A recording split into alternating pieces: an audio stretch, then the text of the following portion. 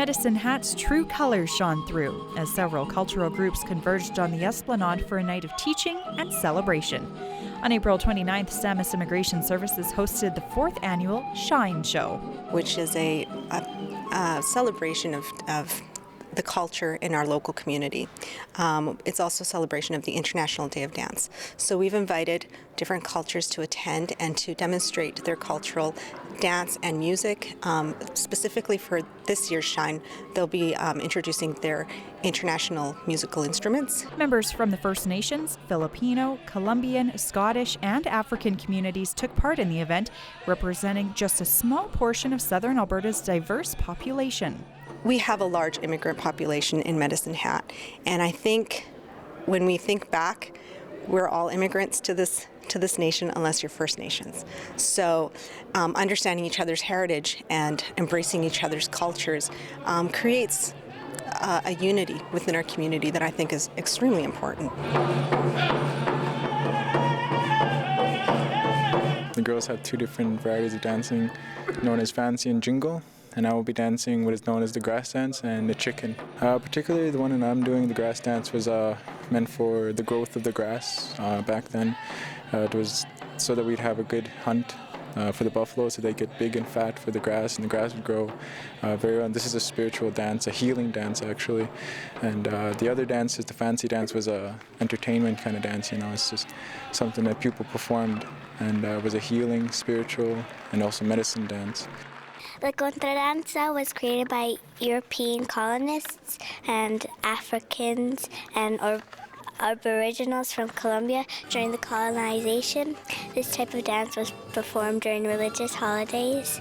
This form of dance was most popular in the Andes Mountains region of Colombia. The guitar is the main instrument of the type of dance. Chanteuse represents it was like shaking off the trousers. It's after the Scottish gained their independence. They weren't allowed to wear their traditional dress for a while, so this dance was after they were free. They were shaking off the trousers so they could wear their traditional dress.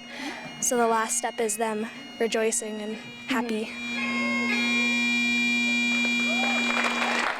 Well, like me, because I came here in Canada like 4 years ago, and I like to share my culture to other people because I'm very proud of it.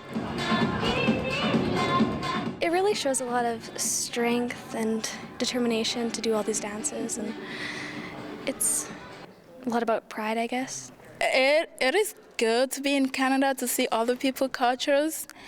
So it's good to learn about Canadian cultures too, because that's what we came here for.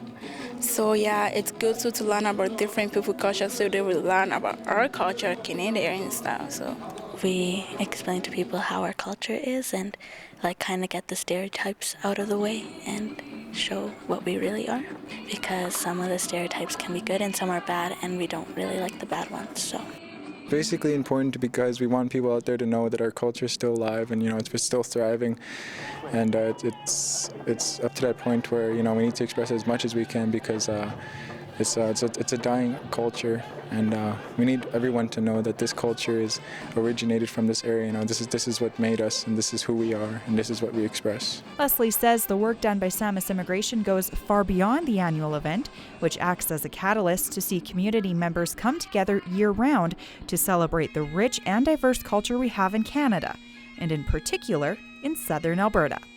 Instead of talking about racism and the negative aspects of having new people in your community, I think we're trying to show the positive and showing how we may all have different languages, different colors of skins. We may have our differences, but there's still a unity between all of us. There's always a thread that links all of us together. For Go Southern Alberta, I'm Christy Pick.